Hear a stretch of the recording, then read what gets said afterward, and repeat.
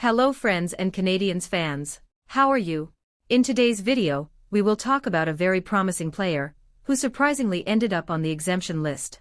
The Montreal Canadiens made a series of no-risk moves that landed Denis Gurianov with the Habs at the end of last season. First, the Canadiens traded away the contract of Shea Weber, who has played his last NHL game, and remains on long-term injured reserve for the duration of his contract. He was sent to the Vegas Golden Knights for Yevgeny Dadonov last off-season. Dadonov did not perform well with the Canadiens, as it was hoped he would bounce back a bit in the final year of his contract and turn into a valuable trade piece for the Habs at last year's trade deadline. After putting up just 4 goals and 18 points in 50 games with the Canadiens, Dadonov was traded to the Dallas Stars for struggling winger Denis Gurianov. The Russian arrived in Montreal and scored 5 goals and 8 points in 23 games to close out last season.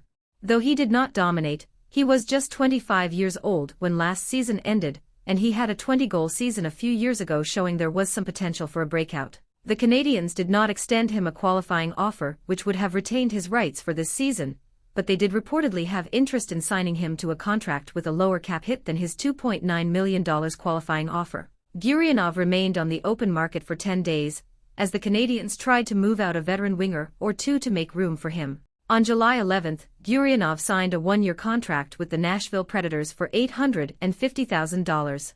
The Canadiens eventually traded wingers Rem Pitlick and Mike Hoffman, but it was not until August, so the opportunity to sign Gurianov was long gone. It also seems like it probably would not have worked out for Gurianov in Montreal anyway. Yesterday, the Predators announced their final roster and Gurianov was not part of it.